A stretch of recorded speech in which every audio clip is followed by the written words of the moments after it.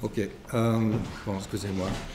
En 1599, l'ambassadeur de Toscane à Madrid, à la cour de Madrid, rédigea une note exposant les caractéristiques d'un peintre susceptible de satisfaire le goût des mécènes espagnols à la cour du roi d'Espagne. Le peintre discret est prévenu qu'en Espagne, on aime les tableaux de dévotion avec une attitude calme et sans aucun déploiement. Et donc, dans l'adoration des mages, il veillera à ce que la Madone ait un visage honnête et de face, autant que possible, avec un manteau bleu sur la tête ou au moins sur les deux épaules, très bien composé. Et surtout, qu'on ne voit personne nu. Et si nous souhaitons découvrir plus d'habileté dans les mages, la richesse de leur habillement, par exemple, nous laissons cela au bon jugement du peintre. L'intense activité du soft power du Grand-Duché de Toscane, basée sur les produits de luxe et les arts, et l'hégémonie de Madrid sur la péninsule italienne, oblige la cour de Florence à être très très attentive à ces questions, surtout sous le règne de Philippe II et de Philippe III. La cour s'était installée depuis peu de manière permanente dans la bourgade de Madrid, une bourgade qui n'avait pas de cathédrale, ni d'université, ni de collégiat, ni de sanctuaire d'importance. Rien qui pouvait interférer le pouvoir royal. Des travaux de rénovation de l'ancien château royal connu comme l'Alcazar, dont la façade sud est ici représentée dans un dessin de Jehan l'Ermite à la Bibliothèque royale de 1596, offrait l'occasion aux cours de Rome, de Florence et de Gênes de proposer le concours de leurs peintres et de leurs sculpteurs pour obliger le roi et ses courtisans. De plus, Madrid se trouvait tout près de l'Escurial, les grands chantiers de l'époque, un chantier qui était entièrement décoré par des artistes italiens ou provenant d'Italie. Des artistes polyvalents de ces trois centres ont su transférer les nouveautés de l'Italie, tout comme les Espagnols qui se sont formés à Rome, tels que Lanchares ou Núñez del Valle.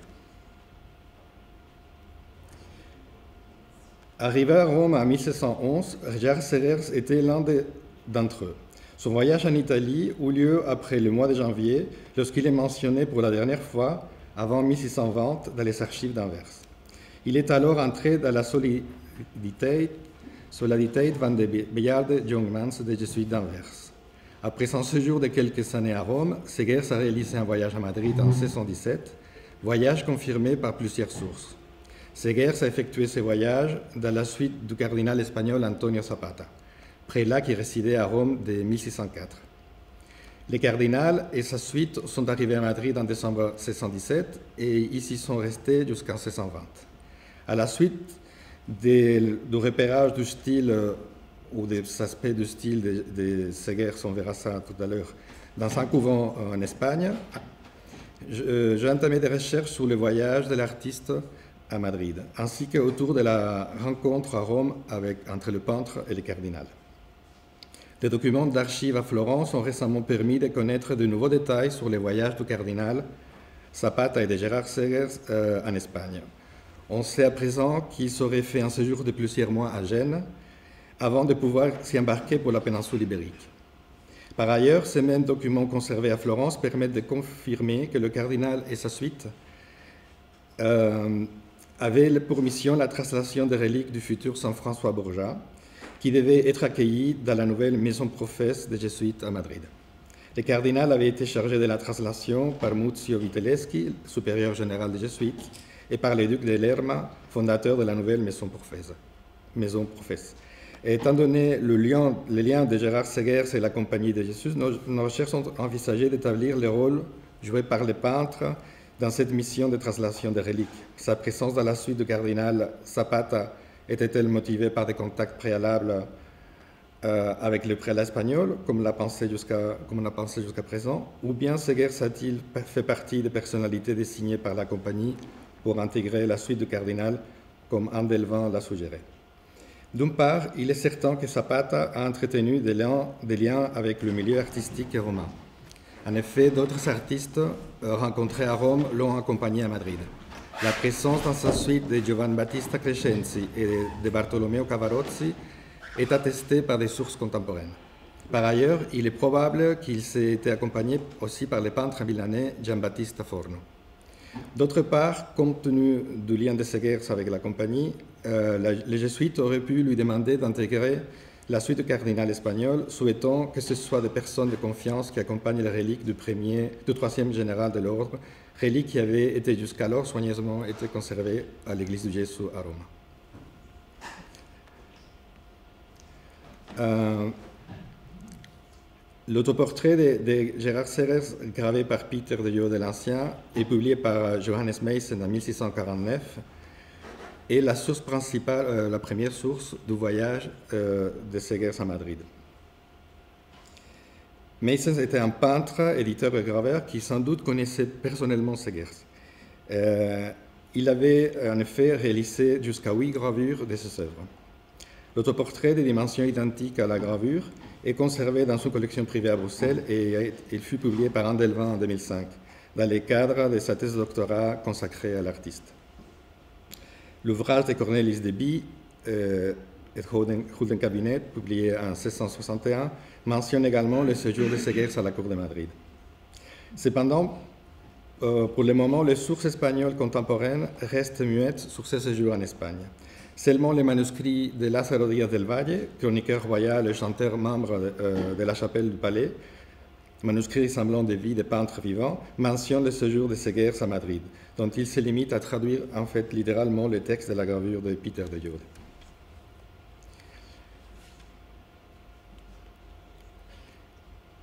Le cardinal Zapata serait, selon l'historiographie récente, le commanditaire du voyage. Concernant le voyage de Segers en Espagne, les sources font intervenir 2 acteurs importants. D'un côté, Jan Meissen, Cornelis de Bie, Sandrart, Díaz del Valle ou Philibien soulignent l'importance du rôle du roi Philippe III, au service duquel Segers aurait travaillé.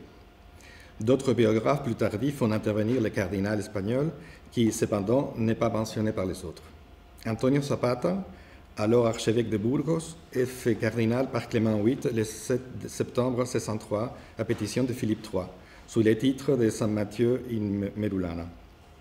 Zapata était l'aîné de la maison des comtes de Barajas, titre créé par Philippe II, mais il avait décidé d'embrasser la carrière ecclésiastique. Son frère, devenu le 2e comte de Barajas, était majordome du roi et comptait avec le soutien du favori, le duc de Lerma. En 1604, Philippe III demande à Zapata de partir à Rome au plus vite pour participer au conclave célébré à la mort de Clément VIII, où le bref pape Léon XI fut élu. Cependant, Zapata ne part pas à temps. Il se dirige aux côtes catalanes pour prendre les galères de Gênes seulement en mars 1605. Le 2 juin, le nouveau pape Paul V lui impose le chapeau cardinalice à Rome. Zapata n'est donc pas arrivé à Rome ni comme cardinal protecteur des royaumes d'Espagne auprès de son siège, ni comme ambassadeur, comme il a été dit. La fonction de protecteur était alors exercée par le cardinal Ávila, tandis que le duc d'Escalona se trouvait à la tête de l'ambassade jusqu'en 1606. À partir de cette date et jusqu'en 1609, le marquis d'Aitona les remplace comme ambassadeur pour être ensuite remplacé jusqu'en 1616 par le comte de Castro, le cardinal Borgia devenant ambassadeur ad interim pour la période allant de 1616 à 1619. Cette nomination indigna le cardinal Zapata. Alors qu'il se trouvait à Rome de 1605, on lui préféra le cardinal Borgia récemment arrivé. Par conséquent, et contrairement à ce qui est souvent répété, Zapata n'a été ambassadeur de Salzbourg de Madrid à Rome. Néanmoins, il est vrai que pendant quelques mois d'absence du marquis de Castro au printemps de 1611, Zapata a bien été désigné comme son remplaçant. Aussi, officieusement, il est devenu protecteur du royaume de l'Espagne en début de 1606, à la mort du cardinal Ávila, et l'année suivante, il est devenu officiellement. Les premiers à mentionner le lien de Segers et le cardinal espagnol est Isaac Boulard. Dans son Académie des sciences et des arts contenant les vies, les éloges historiques et les éloges historiques des hommes illustres, ouvrage publié à Bruxelles en 1682. Boulard y précise que Segers, je cite, « y eut peut-être fait un fort long séjour à Rome si le cardinal Zapata, ambassadeur de Sa Majesté catholique auprès de sa sainteté, ayant ouï parler du mérite de son pinceau, ne l'eût pressé instamment de le suivre à son retour en Espagne. » La notice d'un lien avec le cardinal est reprise ensuite par Florent Lecomte dans son cabinet des singularités d'architecture, peinture, sculpture et gravure, ouvrage publié à Paris en 1699. Cependant, Lecomte situe la rencontre de deux hommes à Milan. Désormais, Zapata est mentionné dans toutes les sources faisant référence au séjour de Segers en Espagne, ainsi l'abrégé de la vie des plus fameux peintres de Desailly et d'Argenville, publié à Paris en 1745, et les peintres amateurs de Guillaume-Pierre Mensart, ouvrage publié à Bruxelles en 1763. La maison Professe de Madrid est due à l'initiative du duc de Lerma, le favori de Philippe III. François Borgia, troisième général de la Compagnie des Jésus, était le grand-père maternel de Lerma. Un homme important à la cour de Charles Quint, Borgia était devenu par la suite père jésuite et son processus de canonisation les procès de canonisation et de béatification étaient déjà ouverts. Négociant avec les généraux jésuites et avec le pape, Lerma avait réussi à obtenir que ce dernier désigne le cardinal Zapata comme envoyé spécial pour faire venir à Rome le corps du futur saint.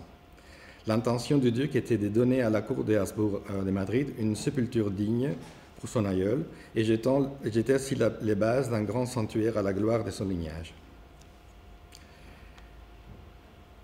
Le premier projet avait été d'installer dans un premier temps la relique dans la maison Professe et la relique et la maison Professe dans l'église paroissiale de Salvador, qui se trouvait très bien placée dans un lieu très fréquenté de Madrid. Cependant, face au refus du clergé diocésain, Lerma a décidé de créer les sanctuaires à côté de son hôtel à Madrid. Pour cela, il a acheté quelques maisons rue du Prado, où il aménage une petite résidence pour les jésuites et une église pour abriter provisoirement l'urne apportée de Rome contenant le reste de François Borgia. Le 17 décembre 1617, le cardinal Zapata, en qualité d'envoyé spécial du pape, procède à la consécration de l'église, provisoirement appelée Église de Santa Maria del Prado, en présence de la famille royale, de la cour et d'autres autorités, et accompagné du provincial de Tolède et du premier supérieur de la maison Professe, nouvellement créée. L'urne avec le corps fut placée dans le chœur. Certains auteurs ont suggéré que Segers aurait pu peindre pour cette église provisoire, mais rien ne permet de l'affirmer. Par ailleurs, les quelques descriptions de son intérieur ne laissent pas supposer la présence de peinture. Des autres artistes formés à la cour papale faisaient partie de la suite du cardinal Zapata lors du voyage à Rome, de Rome à Madrid de Segers. Il s'agit d'un côté de l'aristocrate romain Giovanni Battista Crescenzi, qui est resté à Madrid pour le reste de sa vie, jouant un rôle fondamental dans l'évolution artistique de la cour d'Espagne. De l'autre, il s'agit de son protégé, le peintre Bartolomeo Cavarozzi, dont on voit ici une œuvre, auquel il avait introduit à la nature morte au sein de l'académie informelle que Crescenzi avait organisée dans son hôtel à Rome. Crescenzi était architecte et peintre amateur de nature morte, mais surtout, il est devenu, selon les mots de von Bernstorff, un agent artistique et facilitateur. Crescenzi était le frère du cardinal Crescenzi, à travers lequel il est vraisemblablement entré en contact avec Zapata. Au moment où Zapata le rencontre, il a déjà acquis une certaine renommée à Rome en tant que consultant et agent artistique, ainsi qu'en tant que surintendant de projets architecturaux et décoratifs. Sa formation artistique et son statut de noble à la cour papale ont été déterminants pour le développement de son activité, tant à Rome qu'à Madrid. En tant que marchand d'art, Crescenzi s'est également révélé être un médiateur idéal entre les artistes, les commanditaires et les collectionneurs. Segers, devenu marchand lui-même plus tard à Anvers, aurait pu être en rapport avec lui par ses biais. En effet, Bullard signale que Segers était arrivé à Rome en 1611 comme agent pour le compte de marchands anversois, les frères Hutkin, chargés de faire pour eux des copies des œuvres célèbres. Grâce aux copies commandées à Anvers, Segers a pu financer son voyage de formation à Rome. Et grâce à Zapata et Crescenzi, Segers a joui de la possibilité d'acquérir un nouvel marché en Espagne, marché qu'il va savoir exploiter tout au long de sa carrière. Grâce aux recherches de Benstoff aux archives médicéennes à Florence, on sait à présent que Zapata et sa suite ont fait un séjour de plusieurs mois à Gênes avant de pouvoir s'y embarquer pour la péninsule ibérique. La Méditerranée occidentale était dominée par la flotte de galères de Gênes, dirigée par Giovanni Carlo Doria, flotte qui, depuis le règne de Philippe II, soutenait le système militaire de domination ibérique dans la péninsule d'Italie. Les dignitaires espagnols comptaient toujours sur les transports génois pour leur déplacement vers l'Italie et vers l'Empire. En attendant la formation de la flotte qui devait les conduire vers Barcelone, le cardinal Zapata était justement l'invité de Giovancarlo Doria dans sa villa de Pegli.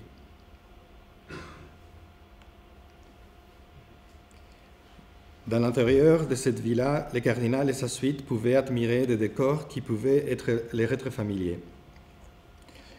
Réalisés par des peintres décorateurs génois comme Granello et Le Bergamasco, qui avaient travaillé aussi à la cour des Habsbourg à Madrid, notamment à l'Escurial. À gauche, c'est la salle de bataille du palais de l'Escurial. La circonscription de Rubens de 1606, qui préside le maître-autel de l'église du Gesso, a certainement été admirée par Segers, Cavarozzi et Crescenzi pendant leur séjour. Comme ils savaient la dépouille de François Borgia avec eux, Zapata et sa suite ne pouvaient manquer de visiter l'église de la compagnie à Gênes. Enfin, il est nécessaire de mentionner une attribution récente à Segers qui serait liée à une commande en rapport avec Gênes, bien qu'elle aurait pu être formalisée en Espagne. Il s'agit de la crucifixion que Sanguinetti lui attribue dans l'église des Capucins de Monterosso, un couvent fondé en 1619 par le noble génois Francesco Maria Squarciafico, mais qui laissa la gestion de la fondation à ses trois frères, tous établis à Madrid, et qui en avaient eu la charge depuis lors. Donc la commande aurait pu être proposée, arriver à Segers une fois à Madrid par ses trois frères, et le tableau est réalisé pendant son séjour à Madrid ou peu après de son retour à Anvers. Le cardinal Zapata et sa suite arrivent à Madrid en 1617. Peu avant leur départ de Rome, Paul V avait nommé Crescenzi surintendant de toutes les œuvres pontificales. Cependant, peu de temps après, cette commission lui avait été retirée en raison de conflits avec la famille Borghese, conflits dont la nature est inconnue. Berstorff pense que c'est alors que Zapata a décidé de le présenter à Philippe III, qui avait lancé plusieurs chantiers à la cour de Madrid et projetait notamment la création d'un nouvel panthéon royal. Berstorff estime qu'il n'est pas impossible que Zapata et Crescenzi aient cru que le concours de peintres serait nécessaire pour la décoration du futur panthéon et que c'est pour cette raison qu'ils ont fait appel à Cavarozzi et à Segers. Cependant, il y avait aussi plusieurs chantiers en cours qui nécessitaient des peintres dans les nouvelles fondations religieuses à la cour. Bayone, pour sa part, nous parle de la première œuvre que Crescenzi réalisa en Espagne, une nature morte, aujourd'hui disparue, que le peintre avait offerte au roi Philippe III. En tout cas, le lien de Zapata et la carrière brillante menée par Crescenzi à Madrid est à présent attesté par la publication d'une lettre de l'ambassadeur toscan Orso Decchi qui annonce à la cour de Florence l'arrivée du frère du cardinal Crescenzi, molto intelligente di disegno et d'architecture, et souligne qu'il peut compter à Madrid avec le soutien du cardinal Zapata. La maison des comtes de Barajas, la maison noble à laquelle appartenait le cardinal, avait des états seigneurieux à proximité de Madrid. Les comtes avaient beaucoup de propriétés dans la ville, dont un hôtel particulier avec un très bon emplacement, près de la Plaza Mayor et de l'hôtel du Nonce, et juste en face de l'hôtel des archevêques de Tolède, dont Madrid dépend sur le plan ecclésiastique. Selon toute vraisemblance, c'est là, dans l'hôtel familial, que le cardinal Zapata s'est installé, et c'est aussi là que Segers, Crescenzi et Bartolomeo Cavarozzi se sont probablement installés avec lui. L'arrivée à Madrid en 1617 des trois peintres, Crescenzi, Cavarozzi et Segers, dans la suite du cardinal Zapata, qui rentrait d'Espagne après son séjour romain, offre une nouvelle occasion d'échange et d'influence. Échange d'influence. Jusqu'à très récemment, on ne savait rien de l'éventuelle production que Gerard Segers aurait réalisée en Espagne. Mais ces dernières années, plusieurs œuvres ont été attribuées au peintre, des œuvres qui sont considérées comme datant de cette période de sa carrière, ou bien des années suivant de peu son retour à Anvers en 1620. En 2015, Gianni Papi lui a attribué le tableau représentant la lamentation de la Vierge sous le corps du Christ mort et deux anges, que vous voyez ici à droite. Les tableaux étaient attribués très significativement à Cavarozzi, le compagnon de Segers dans le voyage à Madrid. L'attribution se base sur les analogies de sa composition avec celle de cet autre tableau représentant la Vierge de douleur avec Angelo portant les armes à Christi, dont la paternité de Segers est quant à elle confirmée. Il est documenté par une gravure de Nicolas Reikemans dont une inscription attribue l'invention à l'Anversois.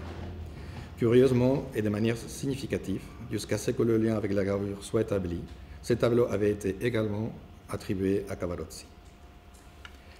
En 2014, on a attribué à Segers le Saint François en extase que le musée des Beaux-Arts de Caen a acquis en 2016. On a proposé de dater ce tableau autour de 1619, dû à la présence d'une copie ancienne dans la nef de l'église de Santiago à Antequera, une petite ville à quelques 150 km à l'est de Séville. La copie invite en effet à penser que le tableau était connu en Espagne du vivant de l'artiste. Mais de là à les considérer comme l'un des rares témoignages de son voyage entre 1617 et 1620 nous semble excessive. En réalité, la présence de cette copie à Antequera ne fait que témoigner du succès de ses compositions dans la péninsule ibérique, même de son vivant. Les copies de son Christ flagellé, par exemple, y sont très nombreuses. Une autre composition à succès est celle de Saint-Pierre repentant du Louvre, succès attesté par plusieurs répliques ou copies dont au moins deux sont conservées en Espagne, notamment celle-ci de la cathédrale de Séville, des dimensions très semblables et considérées comme répliques de la main de Segers. Papi attribue également à Segers cet ange gardien, œuvre également attribuée jusqu'alors à Cavarozzi. Elle est conservée au musée des Beaux-Arts de Buenos Aires. Les tableaux représentant le mariage mystique de Sainte Catherine à l'Académia de Madrid, une autre peinture que l'on croyait être l'œuvre autographe de Cavarozzi, est désormais également attribuée à Segers. On le trouve ici à droite. À gauche, le tableau du même sujet au Prado de Cavarozzi, dont la composition connut un grand succès et que Segers réinterprète, si c'est vraiment son œuvre à droite, réinterprète en adaptant la composition à sa manière. Bernstorff suggère que l'exécution des deux tableaux a pu avoir lieu à Madrid dans le contexte d'une présentation publique des compétences de deux peintres sous la forme d'un paragone public, une présentation organisée par Crescenzi à leur arrivée de Rome comme divertissement pour la cour. Mais je pense que c'est trop supposé. Sur la base des analogies avec la Sainte Famille de Cavarozzi, dans une collection particulière de Turin, ici à gauche, et de celles conservées à l'Albertina à Vienne, on avait attribué à ce même peintre le tableau du même sujet à la Gemäldegalerie à Berlin, ici à droite, que maintenant on attribue à Segers. Dans son ouvrage sur Cavarozzi, Papi avait proposé de l'attribuer plutôt à un peintre flamand, suivant le modèle de l'italien. Plus tard, lors de la vente d'une copie à Munich en 2008, on a attribué l'original à Segers dans le catalogue publié pour l'occasion. La présence de toute une série de copies et variantes de cette composition maintenant attribuée à Segers, tant à Saint-Babon de Gand qu'en France et dans les îles britanniques, a amené Papi à penser plus tard que l'artiste l'avait peint peu de temps après son arrivée à Anvers fin 1620, ou bien que le tableau y eût été envoyé depuis Madrid. La première œuvre documentée de Segers après son retour à Anvers est le tableau d'hôtel des Jésuites de Courtrai. Oui. Ici à gauche, daté de 1620. sa composition semble montrer que Segers a eu l'occasion de se rendre à Tolède, où il a contemplé les peintures du rétable de l'église du collège de San Pedro Mártir des Pères Prêcheurs, aujourd'hui tout au Prado. Ou peut-être qu'il a connu cette version plus réduite du même sujet, aujourd'hui au musée de Dresde. Toutes ces peintures sont l'œuvre du peintre Juan Bautista Maino, un artiste formé comme lui à Rome, où il y découvre le Caravage et Orazio Gentileschi et fréquente Annibale Carracci ainsi que Guido Reni. Ces points communs ont pu faciliter les contacts entre lui et Segers. Par ailleurs, Maino était un moine dominicain très présent à la cour et il est très probable qu'il ait fréquenté le cardinal Zapata. Dans la même église de Tolède, ces peintures murales aussi de Maino aurait suggéré à Segers la figure de l'ange musicien dans ce tableau représentant Saint François conforté par des anges. Tableau également attribué par Papi et conservé à l'église de Vergina del Carmelo à Soragna, dans la province de Parma. Les tableaux du même sujet au Louvre correspondraient aussi à la période avant 1620 selon Binek et selon Papi, ainsi que la version encore plus marquée par le naturalisme romain conservée dans une collection particulière. Cette attribution et celle de Papi ont été par la suite acceptées par Bernstorff et Sanguinetti, qui voient également des témoignages de la production de Segers à Madrid. Ces œuvres, en tout cas, témoignent du travail sous un même toit, si ce sont vraiment des œuvres de Segers, elles témoignent du travail sous un même toit de Cavarozzi et de Segers, probablement dans l'hôtel des Comtes de Barajas ou dans celui de l'archevêché lui faisant face dans la rue de la Passa à Madrid.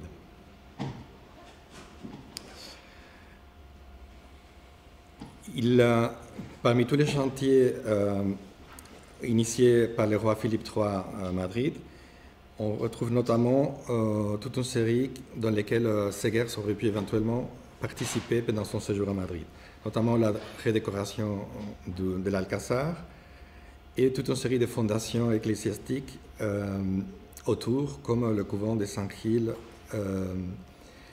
et le couvent de l'Incarnation. Ou bien le château del Pardo, qui est aussi redécoré par Vicente Carduccio et d'autres Italiens à ce moment-là.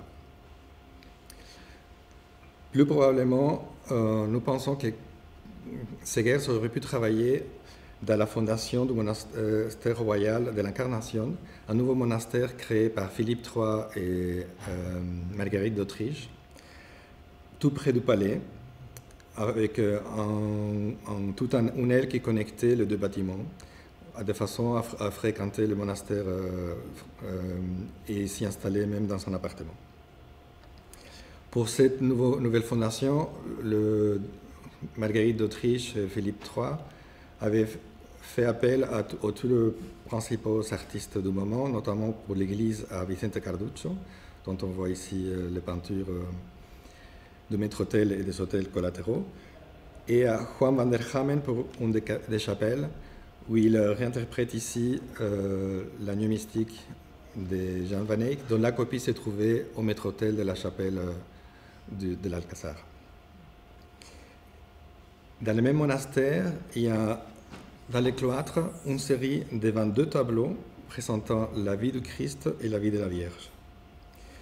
Des tableaux dont on sait très peu et qui ont été très peu étudiés. Cet aménagement reprend le même aménagement qui avait été fait, mais dans une version plus modeste, qui à l'Escurial avait été fait d'une façon beaucoup plus grandiose, avec des fresques de Tibaldi et de Federico Zuccari, avec la même série de la vie de la Vierge et la vie du Christ, dans les cloîtres du monastère de l'Escurial. La série composée de 22 tableaux, l'Incarnation est sans doute l'œuvre de plusieurs peintres, au moins 2 ou 3,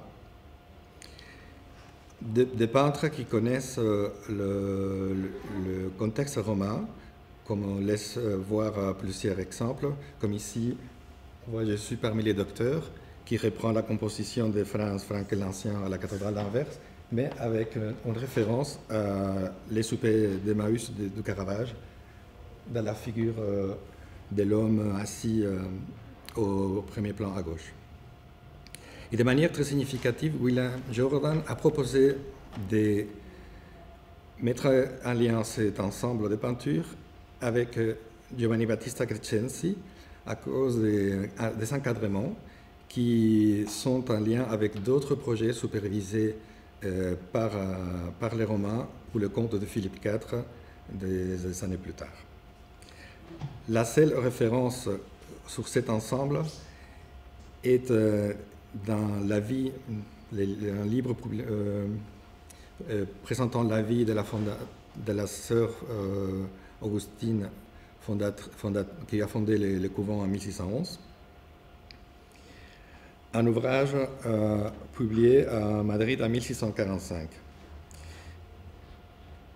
Dans cet ouvrage de Luis Muñoz, on décrit avec beaucoup de précision les tableaux. Les arches du cloître inférieur sont ornées de peintures de la vie de la Vierge et de la Passion du Christ par un grand peintre romain. Elles ont été données par le cardinal Zapata comme don pour l'entrée en religion de sa nièce Mère Maria del Nacimiento.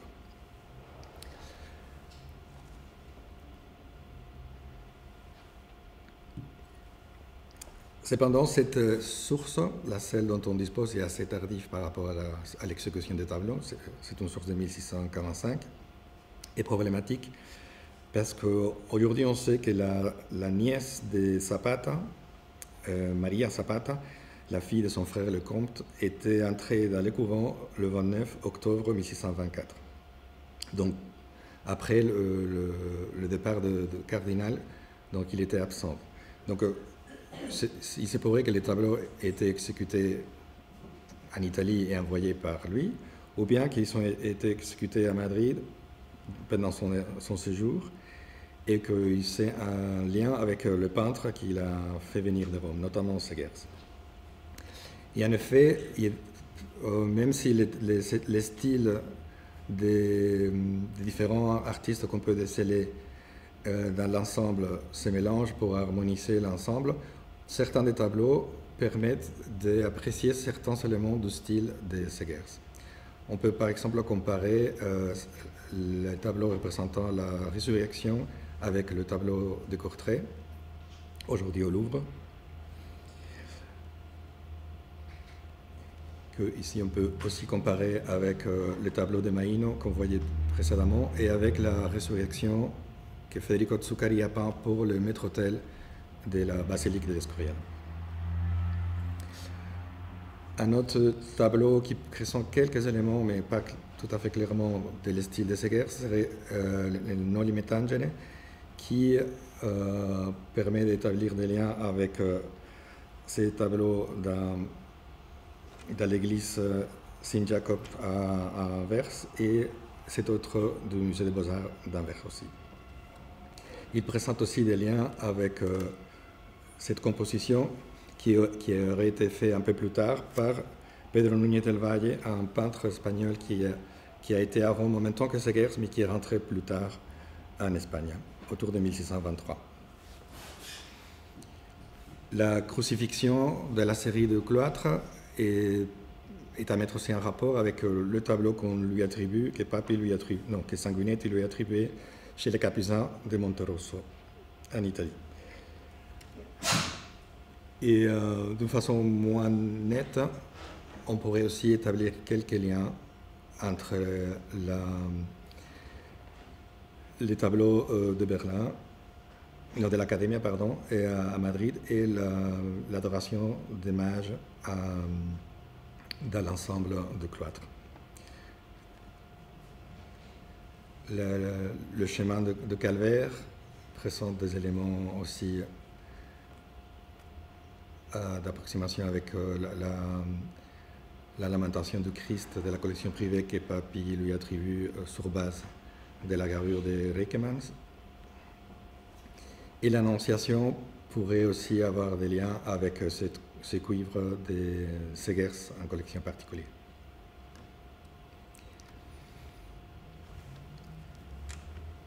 Dès son arrivée en 1617, Zapata semble être au sommet de son influence à la cour de Madrid. L'année suivante, il est nommé membre du Conseil d'État. Cependant, à peine un an plus tard, il est renvoyé peu après que Lerma soit tombé en disgrâce. On découvre que Zapata filtrait aux nonces apostoliques les contenus des réunions. En fait, Lerma négociait secrètement pour obtenir du pape Paul V une nomination comme cardinal afin d'échapper à la juridiction royale, ce qu'il obtient le 26 mars 1618. Les successeurs de Lerma comme favori est son fils, le duc de Seda, qui décide d'éloigner Zapata de la cour. Il est alors nommé vice-roi du royaume de Naples et doit quitter Madrid. Il part en octobre 1620 pour s'embarquer à Barcelone pour sa nouvelle destination politique en Italie. Au vu de cette nouvelle situation, Séguers a probablement décidé de quitter Madrid lui aussi. Vraisemblablement, il serait resté jusqu'en 1620. À l'automne, il est à nouveau mentionné dans les archives anversoises. Il s'agit alors de son inscription à la guilde des peintres d'Anvers. Delvin et d'autres auteurs ont émis l'hypothèse d'un second séjour de Séguers à Rome après avoir quitté Madrid et avant de retourner à Anvers. En effet, un Giraldo Pittore Fiammingo, connu sous cette forme hispanique du prénom Gerard, est mentionné dans les archives romaines en mars 1620. Il est donc plausible qu'il s'agisse de Séguers. Si c'est le cas, Séguers aurait pu profiter du voyage en Italie de Zapata à partir du port de Barcelone. Le cardinal arrive à Gênes le 19 novembre, mais il reprend la mer le lendemain pour Naples. Si Séguers est arrivé avec lui en Italie, il aura continué jusqu'à Rome par ses propres moyens.